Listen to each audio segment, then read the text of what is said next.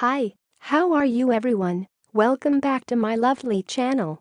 For your information, this video was created on 09 June 2018, 05 of hour, 25 of minute and 55 of second. In this lovely day, we are going to explain something. The thing is, can solder stick to aluminum? In the next few seconds you will get a short information about can solder stick to aluminum. Hopefully it will help you. Enjoy the video. Here is the explanation about can solder stick to aluminum. Solders used for aluminum generally contain zinc with some lead, cadmium, tin, copper, or aluminum.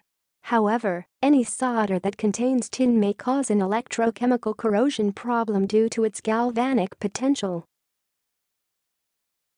Now, we will give you 20 seconds to read again the explanation by yourself so you can absorb this information. Please take your time.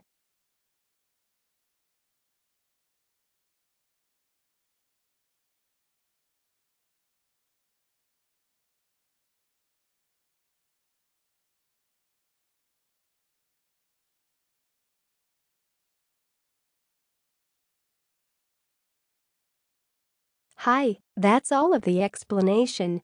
If you find this video helpful, please like and comment on this video and subscribe this channel.